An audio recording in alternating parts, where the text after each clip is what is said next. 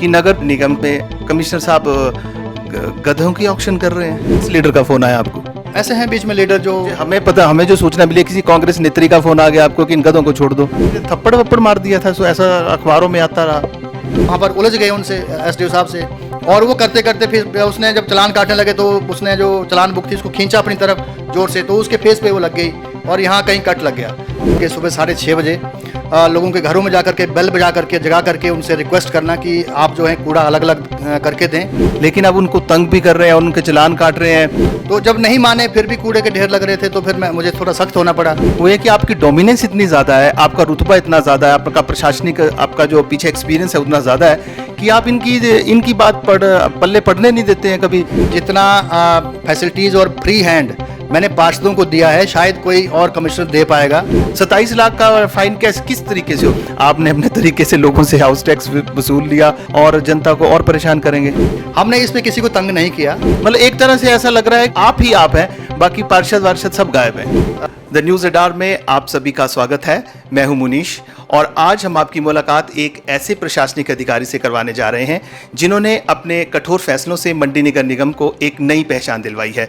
चाहे सफाई व्यवस्था हो या गृह कर की बात हो, प्रॉपर्टी टैक्स की बात हो, पालतू जानवरों के पंजीकरण की बात हो, आवारा कुत्तों के नसबंदी की बात हो या शहर से संबंधित कोई भी बात हो, इन अधिकारी ने एक शहर में अपने फैसलों से एक सराहनीय काम की हैं जिसे आज सारा शहर उनकी तारीफ करता है। चलिए मुलाकात करते हैं मंडी नगर निगम के कमिश्नर एच.एस. राणा से। स्वागत है सर आपका द न्यूज़ रडार में। नमस्कार मनीष जी। इससे पहले कि हम आगे बढ़े मैं बता दूं कि एच.एस. राणा इससे पहले अपनी सेवाएं बतौर एसडीएम कई उनमें सब डिविजन्स में दे चुके हैं, प्रोजेक्ट ऑफिसर रहे हैं और इनका एक बड़ा ग्लोरियस अपना करियर रहा है जिसमें इनको एक डेयरिंग ऑफिसर के तौर पे भी लोग जानते हैं और इनकी यही डेयरिंग जो इनका अपना तरीका है प्रशासन का, उस पर आज ये बड़ी वाहवाही लूटते हैं। सर सबसे पहले हम बात करते हैं मंडी नगर की सफाई व्यवस्था की। आपने काफ़ी अच्छे फैसले लिए हैं जिनके सार्थक परिणाम भी अब नज़र आने लगे हैं, तो ये सब कुछ इसके बारे में थोड़ा सा विस्तार से आप हमारे दर्शकों को बताइए। मनीष जी, मंडी नगर निगम में मैं बतौर कमिश्नर 13 अप्रैल 2022 में ज्वाइन किया था। उस समय जो यहाँ की व्यवस्था देखी मैंने, जब फर्स्ट वीक में जब टूर किया मैंने सारे गलियों का और सारे शहर का, तो मुझे लगा कि यहाँ पर बहुत सारा काम करने की ज़रूरत पड़ेगी इस क्षेत्र में। फिर मैंने कुछ स्वयं सहायता समूह के साथ और कुछ अपने जो हमारे कुछ एक्टिव पार्षद थे उनके साथ मिल करके नगर का भ्रमण शुरू कर दिया और लोगों के पास जा करके सुबह 6:30 बजे लोगों के घरों में जा करके बेल बजा करके जगा करके उनसे रिक्वेस्ट करना कि आप जो है कूड़ा अलग अलग करके दें और कूड़ा केवल हमारे जो कर्मी होते हैं घर घर जा करके कूड़ा इकट्ठा करते हैं उनके पास ही दें। तो ये अभियान चलता गया। हमने काफ़ी इसमें मेहनत की क्योंकि सुबह उठना और फिर लोगों से बात करना अर्ली मॉर्निंग में बहुत डिफ़िकल्ट होता है, बट हमने ये प्रयास जारी रखा और करीब 6 महीने हमने सभी वार्ड कवर किए और सभी वार्ड में जाकर के लोगों से बात की, रिक्वेस्ट की और उनको गाइड किया, मोटिवेट किया कि वो इस नगर को सुंदर और स्वच्छ बनाने में हमारी मदद करें। तो ये प्रयास रहा।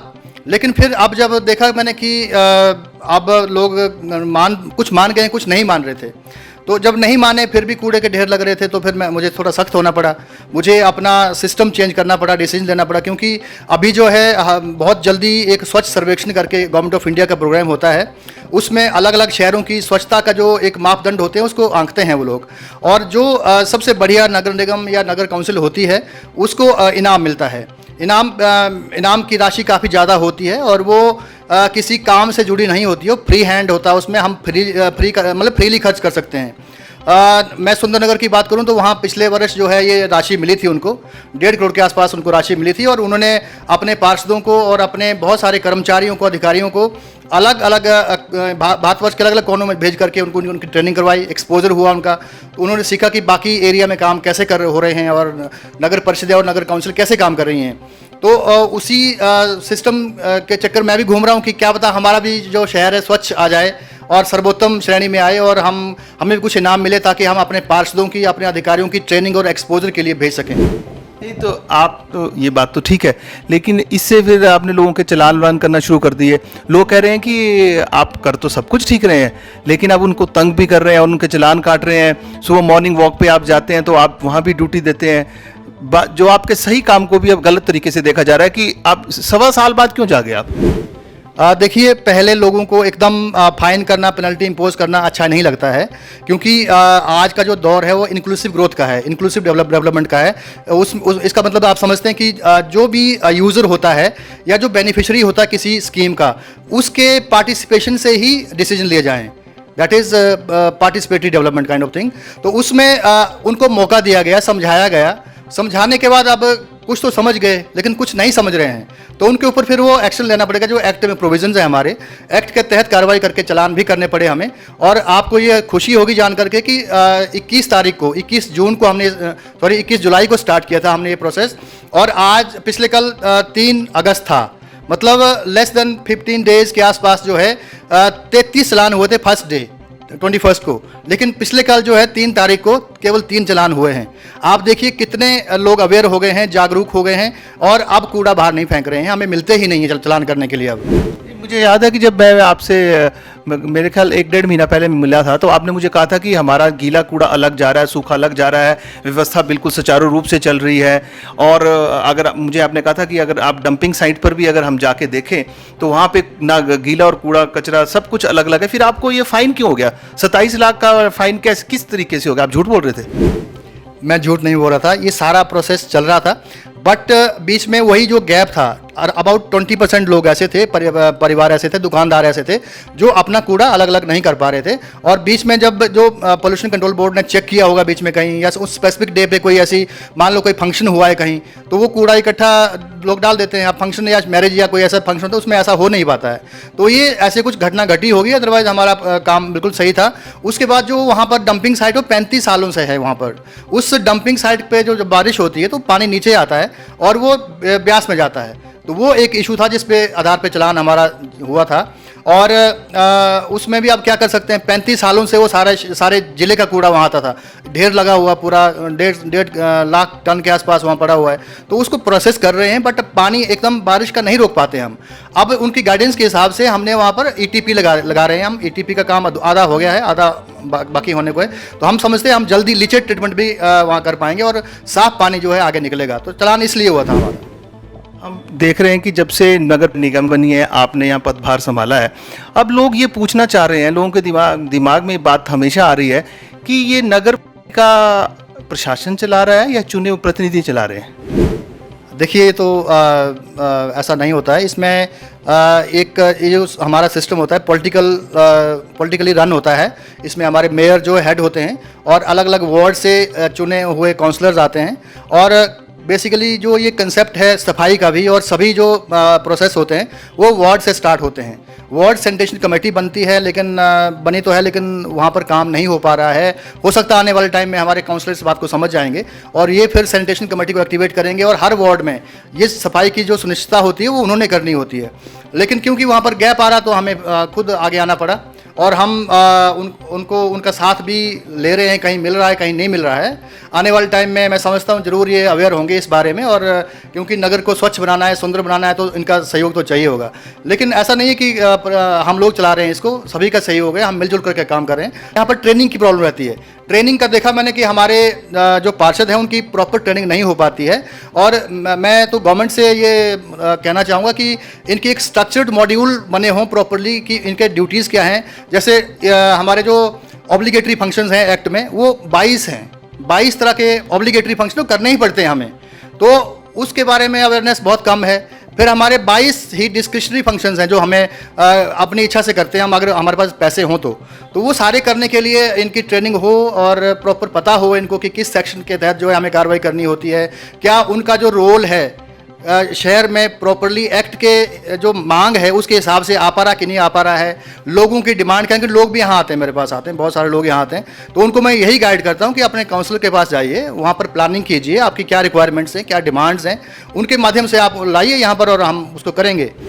काउंसलर्स का बोलना है या जो मेरे तक जो बात पहुंची है वो ये कि आपकी डोमिनेंस इतनी ज़्यादा है, आपका रुतबा इतना ज़्यादा है, आपका प्रशासनिक आपका जो पीछे एक्सपीरियंस है उतना ज़्यादा है कि आप इनकी बात पल्ले पढ़ने नहीं देते हैं कभी।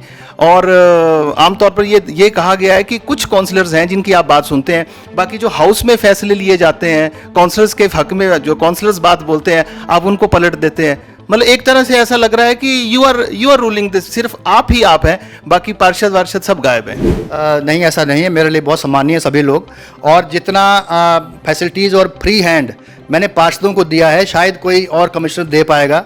पीछे जब हमारे पहले वाले कमिश्नर साहब थे, एडीएम थे, उनके पास बहुत सारी काम की अधिकता थी और वो समय नहीं दे पाते थे, फिर भी उनको हमारे पार्षद खुद ही बताते हैं कि किस प्रकार से सिस्टम होता था। मैं उनकी क्रिटिसिज्म नहीं कर रहा हूँ, बट मतलब उनके पास काम ज़्यादा था। लेकिन जितना मैं आकर के मैंने एक डेमोक्रेटिक सिस्टम लाया और इनको इन्वॉल्व किया हर प्रोसेस में, इतना शायद कोई करे। तालमेल है आपका इनके साथ? ठीक, बहुत अच्छा तालमेल है हमारा। हमारे मेयर बहुत एक्टिव हैं, हमेशा हमें गाइड करती है, गाइडेंस मिलती है उनकी टाइम पे। और मैं बताया कि मिक्स सुनते हैं, मतलब इनकी बात मैं सभी की सुनता हूँ, इनको सुने बिना मैं कैसे काम करूँगा। ये एक प्रोसेस का हिस्सा हैं और हमेशा साथ रहते हैं। चलिए, अब पिछले दिनों 2-4 दिन पहले हम सुन रहे थे कि नगर निगम पे कमिश्नर साहब गधों की ऑक्शन कर रहे हैं, ये क्या मसला है? देखिए, ऐसा होता है कि जो हमारा एक्ट है बहुत वास्ट है। उस एक्ट के सेक्शन 324 और 25 के तहत अगर कोई आवारा पशु यहाँ पर नगर में घूम रहा है और उससे काफ़ी न्यूसेंस फैल रहा है, तो हम उसके अगेंस्ट कार्रवाई करते हैं, उसको कॉन्फिस्केट करते हैं और उसको ऑक्शन भी कर सकते हैं अगर लंबे टाइम तक मालिक नहीं आता तो ऐसा हुआ। मुझे एक मेरे सुपरवाइज़र का फ़ोन आया मंगवाई एरिया से, तो उन्होंने बताया कि यहाँ पर 3-4 दिन से जो है 7 गधे घूम रहे हैं और सभी लोग गालियाँ निकाल रहे हैं नगर निगम को। शहर के बीच में, मंगवाई वार्ड की बात कर रहा हूँ, उधर से फ़ोन आया था। तो फिर 1-2 जो हमारे पत्रकार हैं उनका फ़ोन आया, आपके साथी, उनका फ़ोन आया कि यहाँ तो बहुत गंदगी हो गई और वो उनका सारा सिस्टम ख़राब कर दिया है। तो फिर मैंने अपने जो कर्मचारी होते हैं उनके माध्यम से उनको ले करके अपने जो टाउन हॉल है वहाँ पर, हमारा एक एरिया है वहाँ पर रखा। उनकी प्रॉपर केयर करनी पड़ती है, हमें घास वास अरेंज करना पड़ता है, बहुत खर्चा होता है उसके ऊपर। तो 3-4 दिन के बाद कोई व्यक्ति यहाँ आए कि हमारे गधे, और हम ढूंढ रहे थे, हमें मिले नहीं। अब ऐसा गैर जिम्मेदार आदमी कैसे हो सकता है कि 7 गधे गुम हो गए और वो जो 3-4 दिन तक आया नहीं, और शहर के अंदर न्यूसेंस फैला हुआ है। तो ऐसे फिर बीच में कुछ लीडर्स भी बात करते हैं कि छोड़ दो, ये करो, पर हमें तो एक्ट के हिसाब से काम करना पड़ता है। एक बार हमने कोई कस्टडी में लिया है तो उसको प्रॉपर तरीके से छोड़ना पड़ता है, और सेक्शन जब कोई लॉ का सेक्शन जब इन्वॉल्व हो जाता है तो वो ऐसे अपनी वजह से नहीं कर सकते। किस लीडर का फ़ोन आया आपको? ऐसे हैं बीच में लीडर जो हमें जो सूचना मिली, किसी कांग्रेस नेत्री का फ़ोन आ गया आपको कि इन गधों को छोड़ दो? नहीं, मैं ऐसा नाम तो नहीं ले पाऊंगा, बट सभी 2-4 लोगों का फ़ोन आया कि ये कर दो, वो कर दो, तो ये इनसे जुर्माना मत करो, या करो, ऐसा करो। तो मतलब वो सारी बातें मैं नहीं कर पाता, मुझे जो करना मैं करता हूँ। फिर अल्टीमेटली क्या हुआ गधों का? फिर हमने फाइन लिया जो प्रोसीजर है एज पर एक्ट, और छोड़ दिया।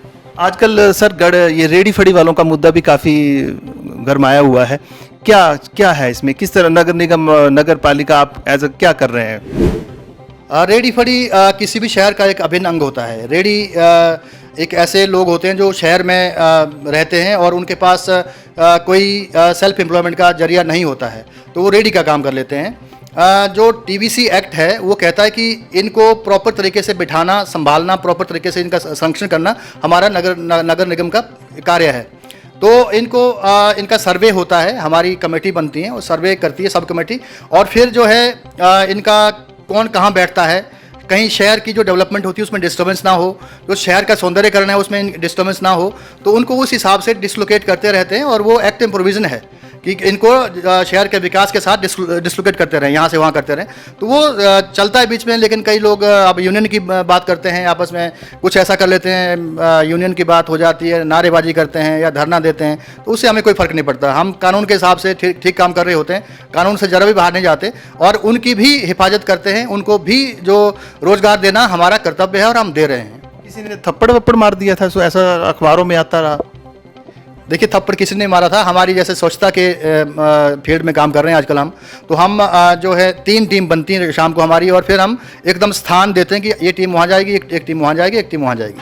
तो वो हमारे एसडीओ साहब थे जो नरेश जी हैं, वो एक अपने एरिया में काम कर रहे थे।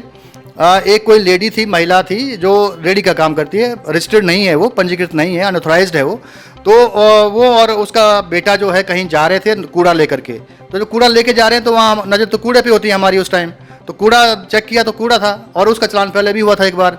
उसको गाइड करते हुए उन्होंने कहा कि ये कहाँ ले जा रहे हो और ये मत करो। तो वो आगे से, क्योंकि वो शायद मेंटली अपसेट है, कुछ ऐसा कुछ डॉक्टरों ने बताया हमें कि मेंटली स्टेबल नहीं है, तो वो वहाँ पर उलझ गए उनसे, एसडीओ साहब से। और वो करते करते फिर उसने जब चालान काटने लगे तो उसने जो चालान बुक थी उसको खींचा अपनी तरफ ज़ोर से, तो उसके फेस पे वो लग गई और यहाँ कहीं कट लग गया। तो उसकी जिल्द से बाहर गत्ता होता है, उसके कट लग गया। तो उस इशू को बना दिया कि थप्पड़ मार दिया। ऐसा कुछ नहीं है, हमारे अधिकारी बहुत समझदार हैं, और अधिकारी के पद पर पहुंच करके किसी को, महिला को थप्पड़ मारना आप समझ सकते हैं कितनी बुरी बात हो सकती है। ऐसा कहीं नहीं है। हमारे वहाँ प्रत्यक्षदर्शी थे, हमारे स्टाफ थे, बाकी लोग भी वहाँ जो शहर के थे मौजूद थे। ऐसा कुछ नहीं हुआ, झूठी जो है अफवाह फैलाई गई थी। सर, नगर निगम बने अभी 1-2 साल हो गए शायद उसमें।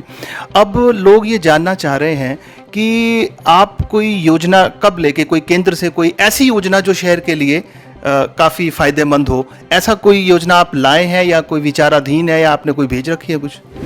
देखिए, हमारा जब मैं यहाँ आया था तो स्मार्ट सिटी के ऊपर हमारा फोकस था, और हमने सब कुछ तैयार किया, रिपोर्ट तैयार की, डीपीआर बनाई, और बहुत इस पे गहन अध्ययन करने के बाद जो है हम भारत सरकार में गए। वहाँ जब हमने सबमिट किया तो उन्होंने कहा कि नहीं, अब तो बीच में गवर्नमेंट में फैसला लिया है कि 2023 जो है इसका फाइनल ईयर होगा, और अब नए जो परियोजनाएं हैं वो सैंक्शन नहीं की जाएंगी। तो अभी हमारी स्मार्ट सिटी की योजना तो अधर में लटक गई है, लेकिन इसके साथ जो बाकी अटैच्ड जो परियोजनाएँ थी, इंडिविजुअल परियोजनाएं थी, तो उसमें हम काम कर रहे हैं। और भारत सरकार से कोरेस्पॉन्डेंस चल रही है, कहीं कहीं कुछ जो हमारे ई गवर्नेंस की बात है, ई गवर्नेंस के ऊपर हम काम कर रहे हैं। अभी आप देखेंगे कि कुछ दिनों में सारे टैक्सेस और रेंट और सारी चीज़ें जो है ऑनलाइन पे कर पाएंगे। आधा हमारा काम हो गया है और आधा बाकी आगे है। तो ई गवर्नेंस के फील्ड में भी हम गवर्नमेंट ऑफ इंडिया की तरफ से जो है कुछ हमें फंड्स मिलेंगे आने वाले टाइम में। और ऐसी हमारी और भी योजनाएँ हैं, जैसे जो शहर के बाहर से जो एक सिस्टम बनाया जाए, जैसे मोनोरेल की बात करूं मैं अगर, तो ये भी हमारी परियोजना गवर्नमेंट को सबमिट कर रखी है हमने, गवर्नमेंट ऑफ इंडिया में है। तो अगर वो हमारी हो जाती तो अंदर ट्रैफिक नहीं आएगा, फिर तो सभी लोग जो हैं, हमारे जो नाले हैं आपस में मिलते हैं, सभी मंडी जो शहर है नालों के साथ मिलता है पूरा। तो नालों के ऊपर जो है हम मोनोरेल की बात हमने की है, प्रोजेक्ट बनाया हुआ, गवर्नमेंट भेजा हुआ है। मैं समझता हूँ अगर ये हो जाए तो हमारे लिए बहुत बड़ी बात हो जाएगी। सर, ऐसा भी सुनने में आया कि आपको प्रदेश सरकार का काफ़ी प्रेशर है कि आप अपनी आय के साधन खुद ढूंढिए, और उस कारण जो है आपने पहले हाउस रेंट के समय लोगों से जब वसूला तो लोगों का बड़ा विरोध हुआ। दे तो दिया सबने धीरे धीरे, क्योंकि आपका जो तरीका है काम करने का वो बहुत बढ़िया है।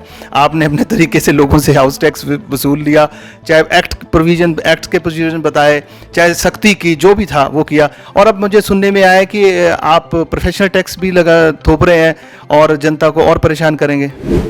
देखिए मनीष जी, हाउस टैक्स जो होता है, प्रॉपर्टी टैक्स जो होता है, हमारा एक मुख्य आय का साधन होता है। क्योंकि ये जो नगर निगम होता है, जो स्थानीय निकाय होते हैं, इनकी कोई सरकार से ज़्यादा मदद नहीं होती है, अपनी आमदनी को बढ़ाना पड़ता है।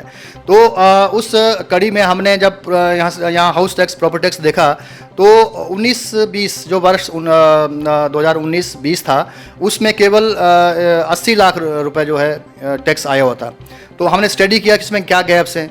हमने पिछले वर्ष जो है 2,46,00,000 प्रॉपर्टी टैक्स वसूला। 80 लाख से एकदम 2,46,00,000 पहुँचे हम, और अभी हम 2,60,00,000 के आसपास पहुँच चुके हैं इस साल में। अभी हमारे पास 6 महीने बाकी हैं, तो हम 4 करोड़ के आसपास टच करेंगे। हमने इसमें किसी को तंग नहीं किया। हमने जो हमारे जो बीच में गैप्स थे वो ये थे कि हमारे जो प्रॉपर्टी नई बनती है उसका सर्वे नहीं हो पाता था, या किसी व्यक्ति का एक कमरे का सर्वे हुआ है, बाकी घर जो है ऐसे चला हुआ है, उसका टैक्स नहीं दे रहा हो, कोई मिली भगत हो सकती है, वट एवर जो भी हो सकता है। हमने उन गैप्स को कवर अप करने की कोशिश की, और हमारा टैक्स एकदम जंप हुआ है। और आप देखते हैं 4 करोड़ की बात कर रहा हूँ मैं, इस साल के अंत तक 4 करोड़ रुपए हमारा प्रॉपर्टी टैक्स होगा। और जब प्रॉपर्टी टैक्स बढ़ता है तो हमें ग्रांट भी बढ़ती है, जो मैचिंग ग्रांट आती है गवर्नमेंट ऑफ इंडिया की या स्टेट गवर्नमेंट की, वो हमारे अपने रिसोर्सेज कितने हैं उसी के आधार पर आती है। तो अगर हमारे अपने रिसोर्सेज ज़्यादा होंगे तो ग्रांट भी ज़्यादा आएगी, विकास होगा यहाँ पर।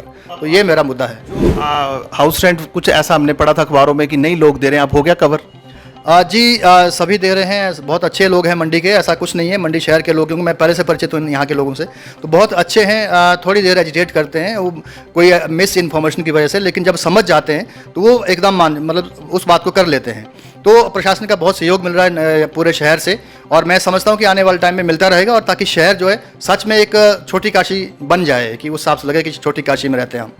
आप कमिश्नर हैं नगर निगम के, तो कोई मैसेज इससे पहले कि हम लोगों से विदा लें, आप कोई अपने तरह से कोई मैसेज लोगों को देना चाहें? सभी से मेरा निवेदन है मंडी वासियों से कि वो हमारे हर काम में आगे आएँ, हमारे हर काम में हाथ बंटाएं, और यहाँ आकर के मेरे ऑफिस में कभी भी आकर के मुझे समझाएं, गाइड करें। मुझे इन लोगों का मार्गदर्शन चाहिए जो यहाँ रहते हैं, मैं उनका सेवक हूँ। जो पब्लिक सर्वेंट के शब्द जुड़ा हुआ है हमारी जो सर्विसेज होती हैं उसमें, एवरीबॉडी इज पब्लिक सर्वेंट। तो पब्लिक सर्वेंट जब शब्द लग जाता है तो सर्वेंट बनना पड़ता है। जिस व्यक्ति को ईगो रहती है कि मैं अधिकारी हूँ, मैं ये हूँ, चाहे जो मर्जी हो, चाहे वो बड़ा से बड़ा अधिकारी हो, चाहे वो मिनिस्टर हो, वो पब्लिक सर्वेंट होता है। तो उसको सर्वेंट शब्द कभी नहीं भूलना चाहिए। मैं सर्वेंट हूँ तो सर्वेंट ही रहूँगा, और लोगों की सेवा में रात दिन लगा रहूँगा। Make sure to drop a like and comment, and don't forget to subscribe to the News Radar.